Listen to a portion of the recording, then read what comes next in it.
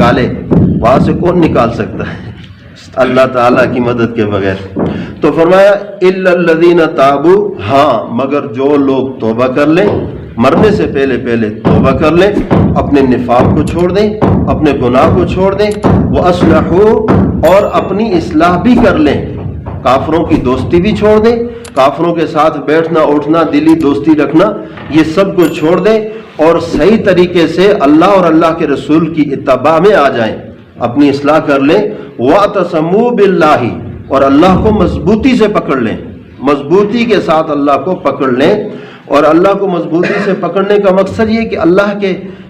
دین پر، شریعت پر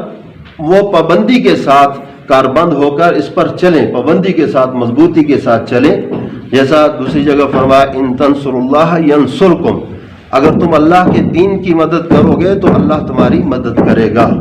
وَيُثَبِّتْ أَقْدَامَكُمْ، اللہ تمہارے قدموں کو بھی مضبوط کر دے گا، جما دے گا، تمہارے قدم بھی جم جائیں گے۔ تو اللہ کے دین، اللہ کی مدد کا مطلب یہ ہے کہ اللہ کے دین کی مدد کرنا۔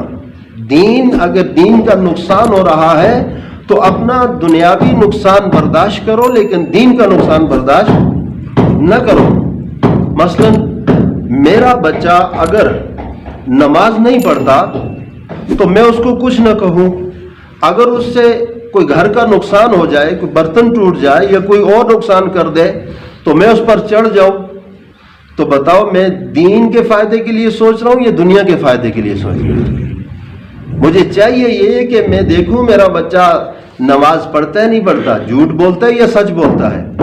وہ کسی گمراہی کے کام میں لگا ہوا ہے یا کسی اچھائی کے کام میں لگا ہوا ہے، وہ نبی کی سنت پہ چلتا ہے صلی اللہ علیہ وسلم، نبی کی سنت پہ چلتا ہے یا کہ نبی کی سنت کو ترک کر کے جا رہا ہے، وہ اللہ کے حکم کو پورا کرتا ہے یا وہ اللہ کے حکم کو توڑ رہا ہے، غیر اللہ کے جو ہے وہ اس پہ چل رہا ہے۔ تو میں اس چیز کو دیکھوں، یہ چیز مجھے دیکھنی چاہیے جائے کہ میں اس کی دنیا کے اعتبار سے دیکھوں کہ یہ کون سا نقصان کر رہا ہے، یہ کام کر رہا ہے نہیں کر رہا، یہ گھر کا کوئی نقصان کر رہا ہے یا نہیں کر رہا۔ تو یہی ہوتا ہے ہمارے ہاں، تو آج کل اللہ معاف فرمائے ایسا ہی ہے کہ دنیا کا نقصان تو ایک ذرے بار بھی برابر برداشت نہیں ہے، اس کے مقابلے میں جو مرضی ہے جتنے بڑے بڑے گناہ کر لے کوئی بات نہیں، بچہ ہے، خیر ہے، کوئی معاملہ نہیں، بس اتنا کہہ کر مطمئن ہو جاتے ہیں۔ تو اللہ کے دین کی مدد کرنا یہ ہے کہ اللہ کے دین پر آنچ نہ آئے، اپنی جان اگر جاتی ہے تو چلی جائے، اپنی عزت جاتی ہے تو پامال کر دے، اپنا مال لگتا ہے تو لگا، یہ جان مال اللہ نے دیا ہی اسی لیے ہے، اس کو لگا، اس کو ختم کر، لیکن اللہ کے دین کو مٹنے نہ دے، اللہ کے دین کو ختم نہ ہونے دو، اللہ کے دین پر آنچ نہ آنے دے، اللہ کے دین کی ایک ذرا بر بھی کمی کو برداشت نہ کر۔ یہ ہے مسلمان کا اصل کام، اور یہ ہے اللہ کی مدد کرنا۔ تو جب تم اس طریقے سے اللہ کی مدد کے لیے لگ جاؤ گے تو ینصرکم، پھر اللہ تمہاری بھی مدد کرے گا، پھر اللہ تمہاری مشکل میں تمہارے ساتھ ہوگا، اللہ تمہارے غموں میں تمہارے ساتھ ہوگا، اللہ تمہاری بیماری میں تمہارے ساتھ ہوگا، اللہ تمہاری غربت میں تمہارے ساتھ ہوگا، اللہ تمہاری تنہائی میں تمہارے ساتھ ہوگا، اللہ تمہارے دشمن کے مقابلے میں تمہارے ساتھ ہوگا، اللہ ہر جگہ پھر تمہارے ساتھ اپنی مدد تائید کو برقرار رکھے گا، پھر اللہ ذرا بھی تمہیں تنہا نہیں چھوڑے گا، اللہ کی مدد تمہارے شامل حال ہو جائے گی۔ وَيَثْبِتْ أَقْدَامَكُمْ، اور اللہ تمہارے قدم مضبوط کر دے گا، جما دے گا، دشمن کے مقابلے میں جما دے گا، دین پر جما دے گا، اسلام پر جما دے گا، حق پر جما دے گا، اللہ تمہارے قدم جما دے گا۔ اور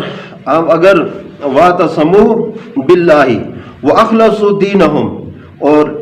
للہ، اور اپنے دین کے اندر اللہ کے لیے اخلاص پیدا کر، اپنے دین کے لیے، اللہ کے لیے اپنے دین میں اخلاص پیدا کرنا، مخلص خالصتاً اللہ کی رضا کے لیے، دکھلاوے کے لیے نہیں۔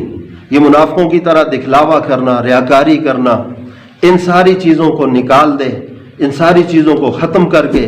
خالصتاً اللہ کی رضا کے لیے۔ عیسیٰ علیہ السلام سے پوچھا گیا، سوال کیا کہ حضرت مخلص کس کو کہتے ہیں؟ فرمایا کہ جو کوئی نیکی کرے، اچھائی کرے، لیکن اس پر لوگوں کی خوشامد نہ چاہے، لوگوں کی خوشامد نہ چاہے۔ نبی علیہ السلام نے فرمایا کہ یکفی کا اخلص دینہ، یکفی کا قلیل من العمل، اپنے دین میں اخلاص پیدا کر، تھوڑا سا عمل بھی وہ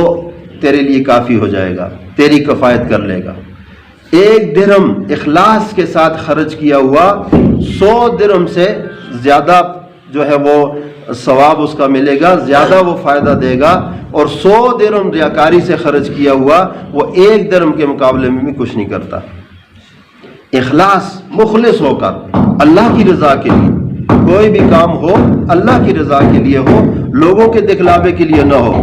اگر یہ کام کر لیں تو فَأُولَٰئِکَ مَعَ الْمُؤْمِنِينَ، تو پھر ان کا حشر مومنوں کے ساتھ ہوگا، ایمان والوں کے ساتھ ہوگا۔ پیچھے بھی ہم نے سنا تھا کہ جو اللہ اور اللہ کی رسول کی اطاعت کرتا ہے تو اللہ تعالیٰ ان کو ان لوگوں کے ساتھ حشر فرمائیں گے جو انعام یافتہ ہیں، من النبیین والصدیقین والشہداء والصالحین، ان کے ساتھ اللہ ان کا حشر فرمائیں گے۔ اور انبیاء کا یہ وتیرہ رہا ہے، دعائیں مانگتے رہیں گے کہ اللہ جب موت آئے تو اسلام پر موت دینا، توفنی بالاسلام، اسلام پر موت دینا، اور جب اٹھائے تو الحقنی بالصالحین، نیک لوگوں کے ساتھ اٹھانا، نیک لوگوں کے ساتھ ہونا، نیک لوگوں کے ساتھ بیٹھنا، ان کی صحبت اختیار کرنا، یہ بہت بڑی بات ہے، بہت بڑھیا بات ہے، اللہ سب کو نصیب فرما دے۔ اور جب یہ چیزیں ہو جائیں تو پھر تو ان کا حشر ہی ہوگا۔ وَسَوْفَ يُؤْتِ اللَّهُ الْمُؤْمِنِينَ أَجْرًا عَظِيمًا، اور ان قریب اللہ تعالیٰ پھر مومنوں کو بڑا اجر عطا فرمائیں گے، منافقوں کے مقابلے منافقوں کو بڑا عذاب، اور مومن صحیح ہو جائے تو پھر اس کو بڑا اجر، اس کو بڑا اجر ملے گا۔ تو یہ ایک عام بات بھی سمجھ میں آ گئی کہ جو آدمی بھی اپنی کسی بھی گناہ سے، یہ تو منافقوں کو خطاب ہو رہا ہے نا، مراد تو عام ہے، اس سے جو بھی گناہ ہے،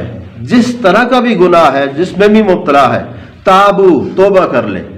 وَأَصْلَحُوا، اور اس گناہ کو چھوڑ کر اپنی اصلاح کر لے، اپنے آپ کو 100% شریعت کا پابند کر لے، اللہ اور اللہ کے رسول کی اتباع میں لے آئے، اپنے جس قسم کا گناہ کر رہے اس کو چھوڑ دے، وَاعْتَصَمُوا بِاللَّهِ، اللہ کی شریعت کو مضبوطی سے پکڑ لے، اللہ کے دین کی سربلندی کے لیے جان مال لگ جائے اس میں، اور اپنے دین میں اخلاص پیدا کر لے، تو اللہ تعالیٰ اس کا حشر کن لوگوں کے ساتھ فرمائیں گے؟ مومنین کے ساتھ۔ کس کے ساتھ؟ مومنین کے ساتھ فرمائیں گے۔ تو اللہ مومنوں کو بڑا اجر عطا فرمائیں گے۔